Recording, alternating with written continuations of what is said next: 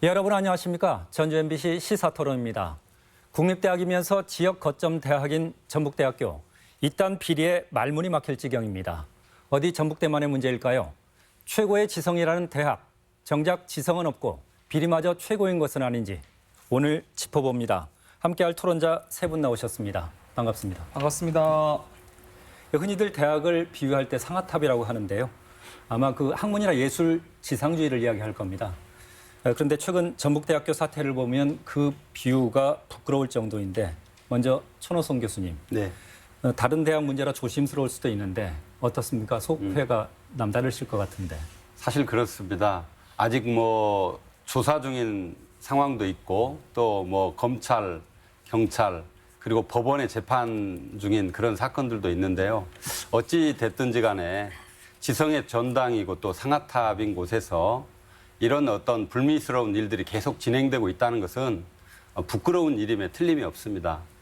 이번 기회를 통해서 정말 우리 지역의 어떤 지성인들이 해야 될 역할 이런 것들에 대해서 종합적으로 한번 생각해 볼 수 있는 그런 계기로 삼았으면 좋겠습니다. 일반적으로 비리나 범죄를 얘기할 때는 정치계를 떠올리게 되지 않습니까? 그런데 그 이번에 대학가에서 드러난 문제를 보면 그 수법이나 그 대담성, 정치인들도 아마 할 말을 잃을 정도 아닐까 싶을 정도인데 우리 박주현 의원님은 어떻게 생각하십니까? 그러니까 저는 최근에 그 숙명여고의 교무부장님이 자기 자녀에게 그 문제지를 빼돌린 일이 있지 않았습니까? 그러니까 그 정도로 심각하다는 거죠. 그러니까 대학 교수가 자기 자녀에게 논문을 이렇게 공저자로 올리고 하는 정도는 아마 별다른 죄의식도 없을 정도로 만연해 있을 가능성이 많다. 그래서 근본적으로 그 수시 학종으로 인한 어떤 그런 내신과 스펙을 통해서 부정이 만연한 문제들 이런 부분에 대해서는 근본적인 해결책을 좀 모색할 때가 되었다 이렇게 생각합니다. 네. 이덕춘 변호사님, 아마 그 사건 사고를 수시로 접하지 않습니까? 변호하시게 될 텐데 이번에 대학가에서 드러난 상황 거기하고 비교하면 어느 정도라고 생각하십니까? 워낙 이거 안타까운 일이고요. 무너진 상아탑이라는 말이 적절한 것 같고 최근에 그 전라북도에서 교육의 문제, 자사고 문제, 그다음에 그 사학재단 비리 문제 여러 가지 일들이 벌어지고 있는데요. 여기에 더해서 또 전라북도를 상징하는 대표적인 학교에서 이렇게 교수님들의 비리 문제가 불거져서 정말 이 전라북도 교육의 총체적인 어떤 난구가 아닌가. 무너진 상아탑이라는 말이 정말 적당한 표현이다. 이런 생각을 좀 갖고 있습니다. 방금 말씀들 하셨는데 정말 일일이 열거하기도 힘들 정도로 비리 네. 유형이 정말 다양하거든요. 종합판이라 해도 그 무방할 정도인데 일단 입시 비리가 있고요. 예. 논문 비리가 있고 예. 연구 비리가 있고 예. 정말 참담할 지경입니다. 우선 그 논문 비리를 보면 그 공저자의 자기 자녀를 끼워넣기를 했다.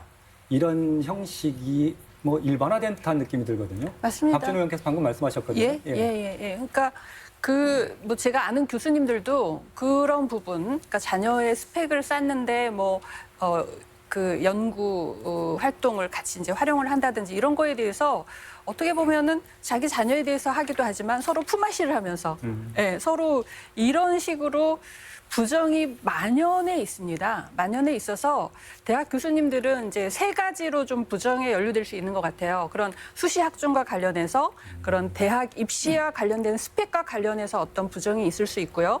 그리고 이제 연구비 마련하고 연구비를 사용하는 과정에서 그 제자들의 그것을 이제 유용한다든지 하는 그런 문제. 또 하나는 그러니까 요즘 이제 학생들은 학점이 굉장히 취업에 중요하지 않습니까? 그러니까 어떤 권력을 가지고 있음으로 인한 갑질 이런 식으로 해서 그러니까 여러 방면으로 대학이 좀 우리가 생각하는 어떤 고매한 상아탑이 아닌 어떤 부정과 비리의 어떤 연루될 수 있는 가능성이 굉장히 많은 상황이라고 그렇게 파악이 됩니다. 네. 방금 박 전 의원께서 말씀하셨는데 그 숙명여고 이야기를 해주셨거든요. 그 입시 비리지 않습니까? 쉽게 말하면 학종을 사전에 이렇게 내신 관리를 해야 하기 때문에. 근데 이번에도 보면 연구 논문이 일단 부정하게 이렇게 다뤄진 거지 않습니까? 근데 이것이 자녀를 끼워넣음으로 인해서 그 자녀의 입시 관리용으로 이렇게 썼다는 거는 이제 입시 비리로 또 연결되지 않습니까? 이게. 이런 것들이 어느 정도 좀 일반인들은 상상하기 힘든 방법 아닌가요? 이런 거는? 그러게 말입니다. 일단 이제 그런 문제를 볼 때 두 가지 관점에서 봐야 될 것 같아요. 하나는 이제 개인적인 도덕적 해이입니다. 해서는 안 될 일들을 개인이 저지르는 범죄이기 때문에 당연히 이거에 대해서는 엄중한 처벌이 따라야 될 것이고요. 그런 반면에 사실 대학은 그 헌법으로 대학의 운영이나 이런 것들이 자율성으로 보장되어 있기 때문에 어떤 곳보다 잘 운영이 되면 창조적이고 굉장히 큰 효과를 낼 수 있지만 자칫 잘못하면 그런 부분에 취약할 가능성도 동시에 존재합니다. 그 자율성이라고 하는 것들이. 그래서 어떤 구조적인 또 틀 내에서 볼 필요가 있습니다. 우리 한국 사회도 많이 발전을 하면서 대학 교수들에게 여러 가지 것들을 요구하고 있는데 굉장히 성과주의나 업적주의를 요구하면서 어떤 기간 내에 논문을 써야 된다는 그런 압박감 같은 것도 존재하는 게 사실이거든요. 그리고 연봉제라고 하는 틀로서 교수들한테 압박감으로 조여지니까 그런 어떤 비리의 유혹에 넘어가게 되는 이런 경우도 없지는 않다고 봅니다. 그럼에도 불구하고 저는 어쨌든 간에 이런 부분들이 대학이라고 하는 곳에서는 엄격한 잣대로 좀 이렇게 유지되면서 다른 어떤 곳보다도 더 잘해야 되는 그런 책무감 이런 것들이 좀 강하게 요구되는 곳이라고 봅니다. 도덕성 그리고 윤리의식이라는 걸 다시 한번 떠올리게 되는데 그리고 또 여전히 뭐 또 나왔습니다. 그 연구비 횡령?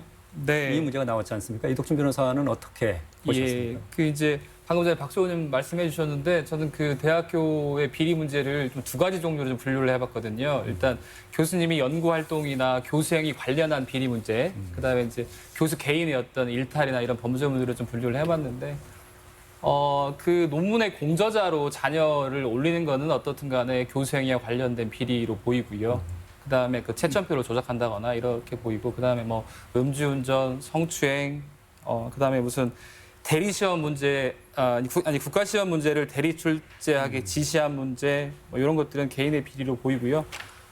방금 전에 이제 전북대학교 교수님 그 논문 공저자 문제를 말씀하셨는데 이게 좀 더 큰 문제가 뭐냐면 교수님이 논문에 자기 자녀를 뭐 공저자로 올리는 거는 더 큰 문제인데 교육부에서 이 교수님들의 그 논문 관련해서 실제로 미성년 자녀를 올린 것이 있는지 2017년도 12월에서 18년도 9월까지 해서 가이드라인을 제시해서 그 교직원들, 실무자들이 실제로 조사해서 파악해서 교육부에 보고를 해라. 이렇게 가이드라인을 내보냈는데 전북대학교는 실무자들이 그걸 검증한 게 아니라 그냥 교수한테 교수 자신만 신고하면 그걸로 검증을 마치고 교육부에 신고했던 겁니다. 그러니까 어떻게 보면 교직원도 그렇고 교수도 그렇고 정말 이 비리에 관련해서 총체적인 난국이다. 이번에 그 감사 결과에 따르면 정말 교육부에서도 참 어느 정도 문제가 있으면 정말로 특별감사까지 나왔을까 할 정도로 이렇게 느껴지는 대목인 것 같습니다. 예, 알겠습니다. 그리고 또 이제 방금 그 채점표 조작 이야기는 그 무용과에서 나왔던 이야기지 않습니까? 예, 그리고 그렇습니다. 갑질 문제도 또 무용과에서 나왔던 부분이고요. 근데 거기에다 또 덧붙여가지고 성추행이나 성폭력 같은 문제들 이것도 지금 계속 끊이지 않고 나오고 있거든요. 문제 제기가 되고 있고 갑질 문제도 그렇고 어떻습니까? 이런 대학가의 이런 문제들, 성과 관련된 문제들 이런 부분들은 왜 끊이지 않는 걸까요? 그것도 이제 결국은 권력의 문제죠. 예, 지금 이제 학생들의 경우에 좋은 점수를 받아야 취업을 할 수 있기 때문에 또 이제 갑을 관계에 있는 것이고요. 또 이제 대학원생들의 경우에는 그 연구팀에 들어가야 되지 않습니까? 그리고 그 이제 석사나 박사를 받아야만 또 그 자기 커리어를 쌓을 수 있는 것이기 때문에 그리고 이제 연구비를 교수님들이 이렇게 큰 프로젝트를 만들어서 운영을 하는 상황에서 어쨌든 그 갑을 관계에서 이런 그런 성폭행이나 이런 문제가 이제 끊이지 않는 것이고요. 저는 이 부분에 대해서 교육부의 책임이 심각합니다. 왜냐하면 이런 문제가 결국은 다 내부 고발에 의해서만 문제가 되고 있어요. 원래는 교육부나 감사원이나 이런 데들이 그런 대학에 대해서 이런 문제가 없는지를 다 이제 감시 감독을 하고 이런 문제를 적발을 하고 이렇게 해야 이제 문제가 해결이 되는 겁니다. 사실 독일이라는 나라가 굉장히 뭐 법을 잘 지킨다고 하는데 독일 사람이 근본적으로 법을 잘 지키게 태어나서 그런 것이 아니라 법을 안 지키면 어마어마한 처벌과 벌칙이 있기 때문에 그래서 지키는 거거든요. 근데 지금은 그냥 교육부는 사실 111개 대학에 대해서 지금 한 번도 종합감사를 한 적이 없다고 합니다. 아까 말씀하신 것처럼 그냥 신고해라.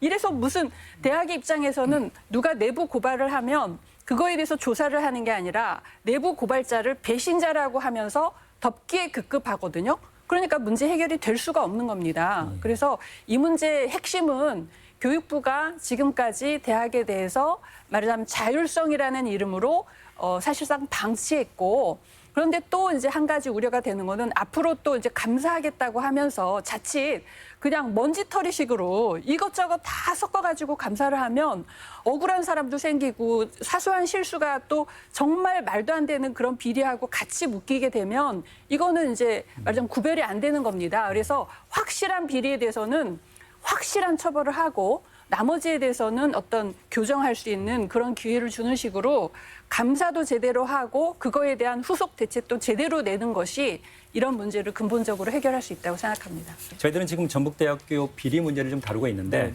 말씀하신 것처럼 총체적 부실, 총체적 난맥상 이렇게 이야기해도 과언은 아니라는 생각인데 어쨌든 전북대학교에 문제가 됐던 거는 좀 되짚어 올라가 보면 그 전에 지금 총장 선거가 있었거든요. 그러면 이 선거 과정에서의 갈등이 이렇게 좀 내부 고발이 됐든 어떤 외부위에서 감사를 통해서 밝혀졌든 간에 드러나고 있는 건데 그렇다면 새로운 문제가 새롭게 시작됐다기보다는 그동안에 쌓여 있었고 누적됐던 것들이 골맞던 것들이 터졌다고 봐야 하지 않을까요? 사실 그런 측면도 없지 않습니다. 그런 측면도 없지 않고요. 또 다른 측면에서 보면 지금 예를 들면 우리가 그 테크놀로지가 발전하면서 휴대폰 같은 이런 것들에 좋은 기능이 있잖아요. 그래서 과거에는 어떤 비리가 있더라도 그런 걸 증거로 남길 수 없었는데 지금은 녹음도 가능하고 녹화도 가능하고 사진도 가능하기 때문에 어떤 상황이 발생하면 그게 증거 자료로 확보가 될 수 있잖아요. 이런 것들 때문에 확실하게 그게 이제 드러나게 되는 이런 것도 있지요. 그래서 갑작스럽게 대학이 마치 망가진 것처럼 이렇게 바라보는 것보다는 어떤 그간에 이렇게 쌓여져 있었던 것들이 최근에 와서 이렇게 불거지는 형태로 좀 이해해 볼 필요가 있다고 봅니다. 말씀하신 것처럼 원래 있었는데 원래 없었는데 새롭게 생긴 것이냐, 원래 있었는데 드러나지 않다가 이번에 드러난 것이냐, 이게 이제 좀 정리를 해야 될 것 같은데요. 객관적인 자료로 원래 있었는데 드러나지 않다가 이번에 드러나는 것이다, 아니면 원래 없었는데 이번에 새롭게 생긴 것이다. 객관적인 자료로 입증되는 건 없는 것 같고요. 다만 정황상 좀 추정을 해볼 수 있을 것 같은데 그 의원님 말씀하신 것처럼 원래 갑을 관계고 교수가 대학 사회에서 전권을 가지고 왔었고 그 대학의 구성원들을 교수 이외의 대학의 구성원들이 목소리를 낼 수 없는 상황이었고 그다음에 교수 사회에 대한 어떤 사회적인 요구가 옛날에 비해서 지금 더 커지고 있고 이런 상황을 미뤄서 짐작해 보면 원래 있었는데 수면에 가라앉아 있다가 이제 말씀하신 것처럼 그런 것들이 발전하면서 수면 위로 드러나는 게 아닌가 이렇게 생각해 볼 수 있을 것 같습니다. 앞서 박준 의원께서 말씀하셨거든요. 다른 수도권 대학들도 크게 다르지 않다 그러는데 특히 도내 대학들도 아주 심각한 상황이지 않습니까? 특히 사립대를 포함해서. 예, 사립대는 더 심하다고 봐야 되죠. 그래도 국립대는 어쨌든 감시 감독이라는 것이 총장과 등등 해서 이제 관여가 되고 있는데 사립대는 사실상 이제 정부에서 들어갈 수 있는 게 굉장히 한계가 있기 때문에 다 감춰져 있다라고 봐야 됩니다. 그나마 이제 최근에 이제 여러 군데서 이제 문제가 생기고 사학재단에 대한 문제 제기가 이렇게 있으니까 교육부에서 특별 감찰 대책반 이런 식으로 해서 이제 사립학교 중에서 그동안 전혀 감사를 받지 않았던 곳 중에 6천 명 이상 규모가 큰 대학에 대해서 이제 일제 감사를 하겠다 이렇게 발표를 했거든요. 그러니까 이게 이제 시작이라고 생각하고요. 사립대에 대해서도 정부로부터 어마어마한 재정 지원을 받습니다. 그렇기 때문에 그거에 대해서 그리고 정부의 지원을 받지 않는다 하더라도 교육기관은 공적인 기관이기 때문에 그 부분은 정부가 만약에 무슨 부정이나 비리가 있을 때 그거에 대해서 우리는 자율성이니까 우리 노터치 이렇게 얘기할 수 없는 것이거든요. 그러니까 그 부분은 철저하게 진행이 돼야 될 것입니다. 지금 불행하게도 우리 지역에서 사립대학 한 곳이 지금 폐교가 됐지 않습니까? 네. 설립자가 구속되기도 했는데 사법 처리됐지 않습니까? 그리고 최근에 드러난 일입니다. 전문대학이죠. 뭐 금괴 이야기까지 나오고 그럴 정도인데 어떻습니까? 이게 우리 도내 사립대학의 뭐 대학가의 문제로 이렇게 좀 확장시켜서 이야기해보더라도 이 대학가의 문제는 어떤 모방성이 좀 보이는 것 같고요. 반복성이 보이는 것 같고 그러니까 어떤 단죄되거나 이게 뭐 근절이라는 거는 애초에 뭐 기대할 수 없는 수준일지 모르겠지만 이런 공통점이 좀 보여요. 이건 좀 지나치게 제가 규정하는 걸까요? 뭐 반복성이나 모방성 뭐 네. 이런 것들. 그러니까 그 부분이 이제 어떤 내부 고발자에 의해서 어떤 대학에서 문제가 됐어요. 근데 그 부분이 뭐 아까 말씀하셨지만 교육부에서는 우리는 학사만 관장하지 뭐 그렇게 내부 무슨 비리를 들여다보고 뭐 하는 데가 아니다. 그러면서 이제 방치를 합니다. 그럼 대학 내에서 그거를 어떤 내부 고발이 있을 때 그 비리를 문제를 해결하는 식으로 접근을 하느냐 아니면 그 문제로 인해서 지역사회 여론이 나빠졌다거나 아니면 우리 대학이 불이익을 받는다거나 이렇게 생각하면서 오히려 내부 고발자를 배신자 취급하고 숨기고 이거를 적당히 처리를 합니다. 그렇게 되면 그 다른 대학에서도 뭐 저런 문제가 있어도 저런 식으로 그냥 봉합되고 가는구나 이렇게 하면서 이제 그 부분이 교정이 안 된 채로 계속 퍼져나가고 그래서 저는 제가 감히 말하건대 모든 대학에서 이런 형태의 문제들이 다 잠복되어 있을 가능성이 높다라고 생각을 합니다. 그나마 전북대는 어쨌든 뭐 예를 들면 총장 선거 과정에서 어떤 갈등이 있어서 그걸 계기로 해서 이런 문제가 그러니까 드러나게 됐고 그걸 계기로 또 교육부가 감사를 해서 이런 부분이 밝혀지는 것이거든요. 그래서 밝혀지는 것을 두려워할 게 아니라 이걸 계기로 해서 더 어떻게 이제 전북대학교가 사실 우리 전라북도는 모든 지표가 최하위지만 전북대학교는 그 국립대 중에서 굉장히 잘하고 있는 대학으로 이제 알려져 있거든요. 특히 수도권에서 가깝기 때문에. 근데 이번 계기를 좀 위기를 기회로 삼아서 더 확실하게 이제 깨끗하고 발전하는 대학으로 이렇게 전화위복할 수 있는 기회가 되기를 바랍니다. 그러니까 잠깐만요. 네. 그 대학이 갖고 있는 특성이 있다고 제가 말씀드렸잖아요. 고도의 전문적인 영역이나 이런 것들이 많기 때문에 감사 기능이랄지 어떤 법적인 어떤 제도나 이런 걸 만들어 가지고 규제하려고 하기가 쉽지가 않습니다. 그 영역만큼은 다시 또 대학이 해결하거나 이럴 수밖에 없는 그런 특징을 가지고 있거든요. 그래서 저는 그렇게 생각을 합니다. 물론 이제 두 트랙으로 가야죠. 법적인 제도랄지 시스템이랄지 이런 것들을 통해서 충분히 어떤 내용들을 걸러내고 감시하고 확인할 수 있는 시스템을 하나 만들어야 되겠지만 기본적으로 대학은 자율성을 바탕으로 하기 때문에 자체적으로 그런 문제가 생기지 않도록 구성원들의 좀 질 높은 의식이 될 수 있는 이런 쪽의 방향도 함께 가야만이 이런 대학 문제가 계속 지속되거나 반복되거나 이런 것들로부터 좀 해결되지 않을까라는 생각이 듭니다. 저는 지금 말씀하신 게 네. 굉장히 중요한 포인트가 있다고 생각하고요. 제가 이제 핀란드에서 이제 교육학 박사 이제 공부를 하면서 핀란드가 왜 이렇게 대학 경쟁력 1위가 되고 또 이제 그 교육의 나라가 되었는가? 철저하게 모티베이션입니다. 네. 네. 그러니까 동기부여를 끊임없이 하는 겁니다. 네. 그러니까 대학 구성원들이 정말 자긍심을 가지고 네. 자율성을 가지고 가려면 목표가 있어야 되거든요. 그러니까 전북대의 목표는 뭔가 전북의 지역 발전의 핵심에 가장 앞장선다 하는 그런 정확한 목표와 그거에 따라서 이제 구성원들이 잘 움직일 때 뭐 이제 그런 과정에서 이제 뭐 부정이나 비리 이런 것들이 자연히 서로 상호 감시에 의해서 어떤 제어가 되고 이렇게 될 수 있다고 생각합니다. 네. 말씀하신 것처럼 그 사학재단이나 전북대학 그 비리 관련해서 반복성이나 모방성 말씀하셨는데 그 참 안타까운 일이고요. 저는 범죄행위 관련해서 비위나 뭐 비리 범죄행위 관련해서 드리고 싶은 말씀이 이 행위자들은 기본적으로 이걸로 인해서 내가 처벌받을 거, 그 위험성하고 이 비리로 인해서 내가 얻을 이익을 평가하게 되어 있거든요. 근데 지금까지는 계속 처벌받을 위험성보다 이 비리나 비위를 통해서 얻을 이익이 컸기 때문에 이런 것들이 반복돼 왔다고 생각을 하고요. 네. 교수님 말씀하신 것처럼 뭐 제도적으로 보장하는 거, 교육하는 거 중요한데 그 범죄나 비리를 통해서 얻는 이익보단 그거로 인해서 그 노해질 위험성이 더 크다는 것을 잘 보여주면 이거 뭐 해결될 겁니다. 네. 신분상 조치가 강력하게 네. 따른다든지 뭐 신분상의 이런, 조치든 무슨 뭐 이런 어쨌든 것들이 간에, 예. 따르면 그렇게 보면 그 전북대학교 총장께서 이번에 그 고개를 숙이셨거든요. 그리고 재발 방지 대책 그리고 근절 대책을 약속을 하셨는데 그럼 현재 어떤 제도라든지 대학가의 분위기에서 보면 또 다시 이것이 언제 시간이라면 그냥 슬그머니 다시 이런 부분들이 반복될 여지도 있다고 봐야 할까요?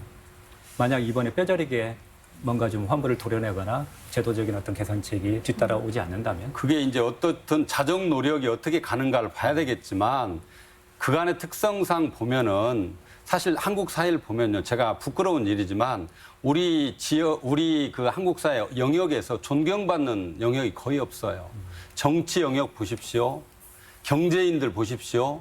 종교인들 보십시오. 제가 정말 안타까운 것은 이제 이 교육 부분까지 이렇게 와버리면 국가가 굉장히 위험해지고 대한민국의 미래를 어디에서 봐야 될까 하지만 그러니까 대학에다 맡겨놓는 자정 노력 하나 플러스 오늘과 같은 이런 토론 프로그램이나 이런 걸 통해서 우리 지역민들이 끊임없이 대학의 자정을 요구하고 가지 않을 때 비판하고 감시하고 또 어떤 일인가 참여하면서 갈 수 있도록 외부에서의 어떤 영향 이런 것들이 동시에 존재해야만 이 문제가 좀 해결되지 않을까 생각이 됩니다. 제가 이 예. 문제를 말씀드린 이유는 그렇습니다. 아까 전북대학교 무용과 채점표 조작 갑질 그 이야기를 했었을 때 이분이 2015년도에도 비슷한 어떤 비리가 있었는데 슬그머니 복직해서 이번에 또 문제가 됐던 거거든요. 예, 예. 그래서 저는 이제 감사가 반드시 필요합니다. 그러니까 자정 노력에 의해서 되고 또 어떤 그 여론에 의해서 또 자정이 돼야 되지만 반드시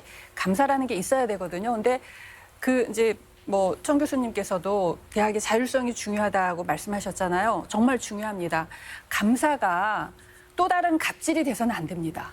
네, 그런데 지금 교육부는 감사를 하면 그게 어떤 일종의 또 갑질이 돼서 먼지털이식으로 막 대학의 자율성을 침해하는 방식으로 이렇게 하기 때문에 감사에 대한 거부감이 있는 것이거든요. 그래서 정말 문제되는 거에 대해서 확실한 감사를 하시고 나머지에 대해서는 자율성을 인정해 주시는 방향으로 제대로 된 감사를 해야 되고 그런 전제하에서는 그런 감사가 반드시 필요하다 이렇게 생각을 합니다. 네. 이제 세 가지 점을 좀 말씀드리면 감사 관련해서는 일단 뭐 말씀에 동의를 하고요. 근데 실질적으로 이번에 전북대 감사를 보면 총 5일간 벌어졌고 6명이 와서 했습니다. 제가 뭐 교육부 인력을 잘 모르겠지만 먼지털이식 감사는 사실상 일단 불가능할 것으로 보이고요. 네.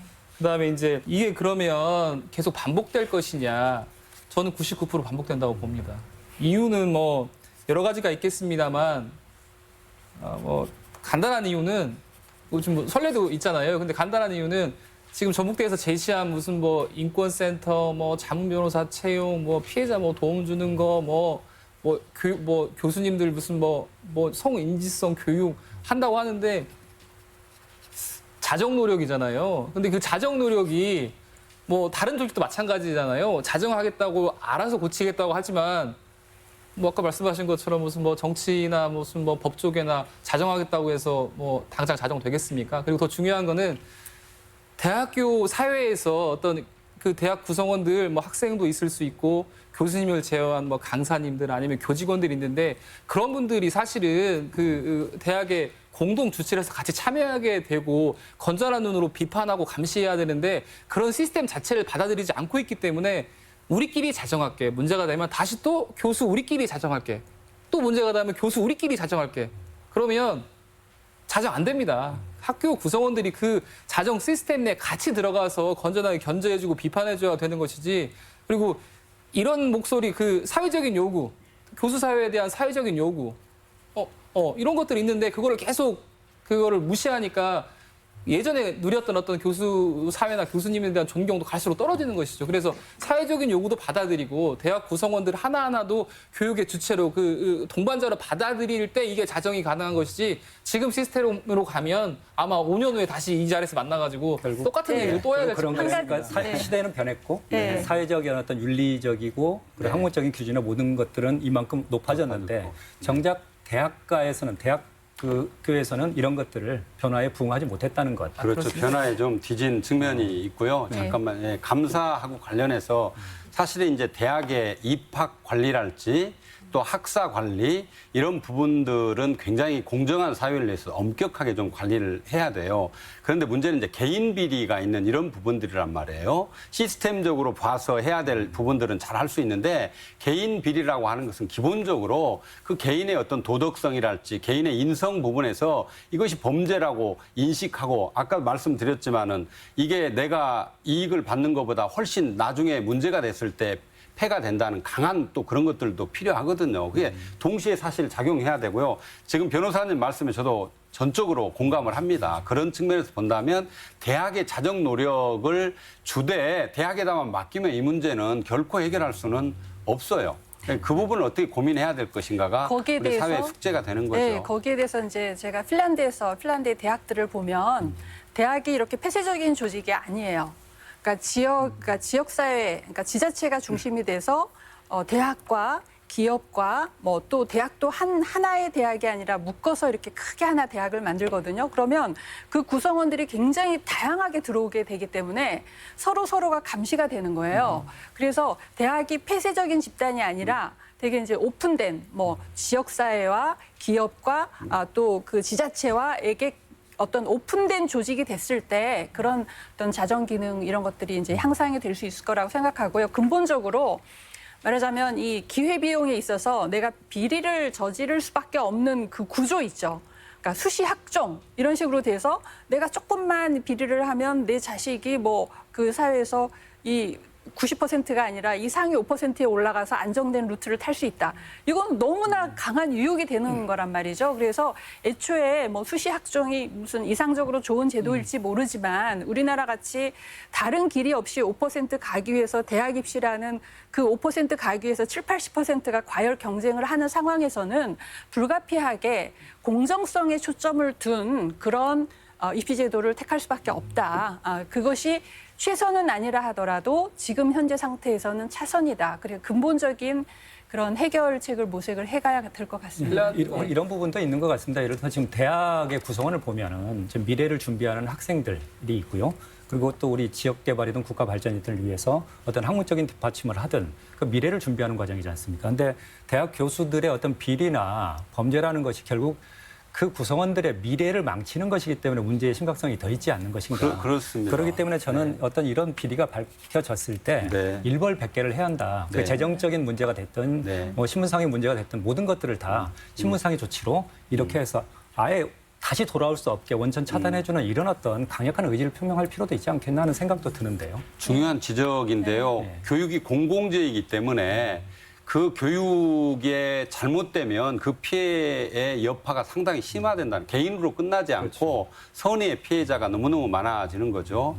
법 앞에 누구나 평등하기 때문에 그 죄에 맞는 벌을 받아야 되겠지만 도덕성이라고 하는 측면에서 본다면 그 어느 곳보다 높은 잣대가 적용돼야 되는 것이 저는 대학임에 틀림이 없다고 생각을 합니다. 그런 측면에서 지적하신 것처럼 좀 일벌백계의 그런 계기로 삼을 그런 필요가 좀 있다고 생각합니다. 앞서 우리 박 전 의원님께서 이 말씀을 하셨어요. 그러니까 내부 고발이 참 어려운 맞습니다. 구조이다 이렇게 이야기를 했고 그래서 자정 기능을 사실상 우리가 거기 하면 맡길 수 없다. 그래서 밖으로부터의 뭔가도 분명히 있어야 한다고 이야기를 하는데 그렇다면 아까 그 핀란드 같은 경우는 상당히 개방형이라고 이야기했지 않습니까? 쌍방향이라는 이야기겠죠. 그러면 지금 우리나라 대학들 특히 우리 지역의 대학 이번에 문제가 되는데 보면 여전히 갑질이 있고요.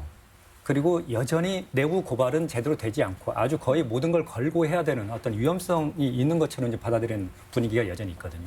이건 왜 그렇습니까? 여전히 수직적인 어떤 관계 그리고 도제식 내지는 뭐 이런 어떤 사제관계의 이런 고착화 이런 것들로 봐야 되나요? 현장에서 보시기에는 어떻습니까? 여전히 그런 것들이 팽배해 있나요? 있지요. 당연히 있습니다. 그러니까 뭐라고 하냐면 그 대학의 문화라고 하는 게 있잖아요. 그게 문화라고 하는 게 다른 어떤 테크놀로지하고 달리 변화의 속도가 좀 느린 측면이 있죠. 그래서 특히나 나이 먹은 교수의 집단이라고 하는 것은 이런 변화에 좀 둔감할 수 있어요. 본인은 본인은 이 정도는 괜찮겠지라고 하는 생각들 하지만 상대가 그렇게 받아들이지 않는다는 걸 인지해야 되는 단계에 왔다는 거죠. 그런 와중에서 충돌이 되고 받아들이지 않는 이런 부분이 있거든요. 저는 이번에 전북대학교 비리가 터져 나올 때 참 더 안타까웠던 게 뭐냐면 지금 사실상 대학가가 모두 다 위기 상황이지 않습니까? 일단 입학 자원이 줄어들고 있어서 정원체계도 빠듯한 상황, 그래서 통폐합 이야기도 나오고 폐교도 실질적으로 벌어지고 있는 상황인데 결국 이런 문제가 계속 반복된다는 이야기는 대학의 위기를 넘어서 대학의 생존 자체가 위협받는 상황으로 연결될 수도 있지 않습니까?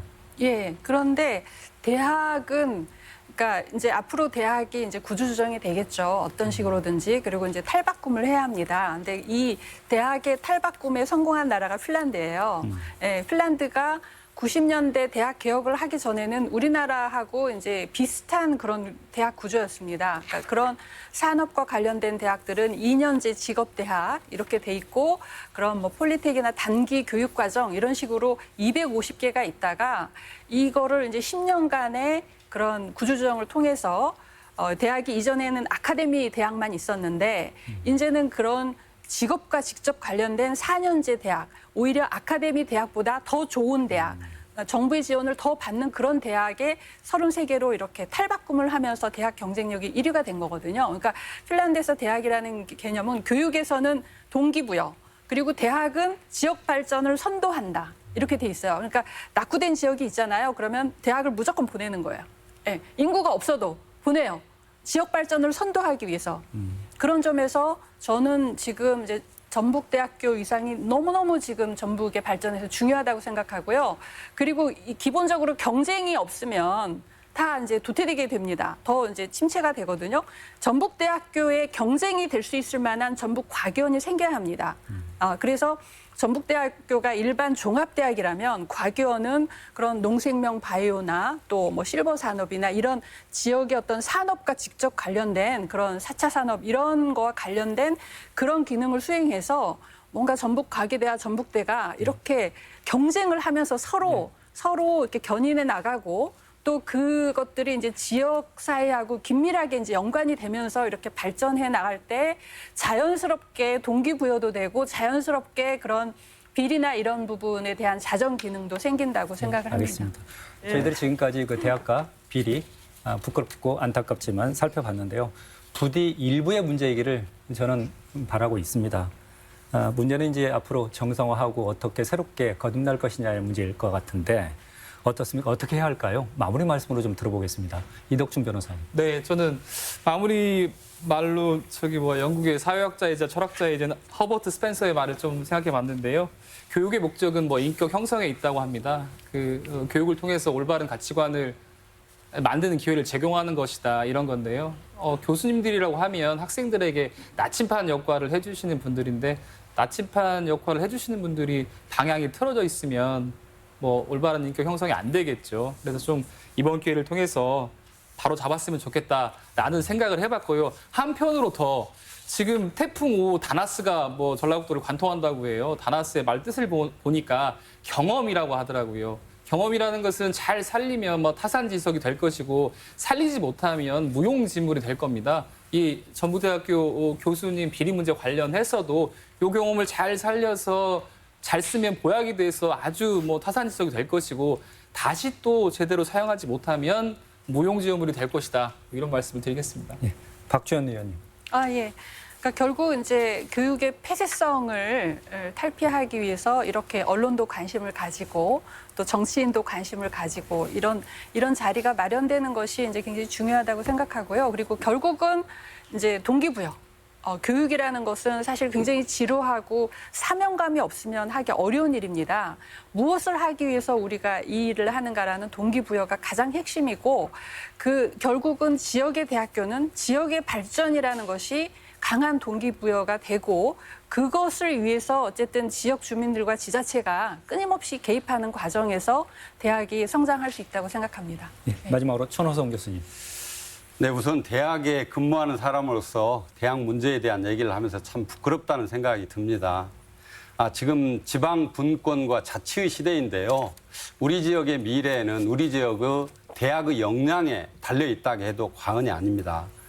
이번 여러 가지 일들을 보면서 대학에 있는 사람들뿐만이 아니라 우리 대학을 아끼는 많은 분들의 지원과 사랑 이런 것들이 좀 필요할 것 같고요. 대학은 이번 기회를 반성적 성찰의 기회로 삼아서 우리 지역에서 좀 사랑받는 대학으로 거듭날 수 있기를 기대해 봅니다. 우리가 바라는 대학, 비리와 범죄의 온상일 수는 없습니다. 그렇지 않아도 활력을 잃은 지역, 지금 당장 힘들어도 미래를 열어주는 상아탑이겠죠. 그 기대에 걸맞게 거듭나기를 기대하면서 오늘 순서 마칩니다. 시청해주신 여러분, 함께한 토론자 여러분 고맙습니다.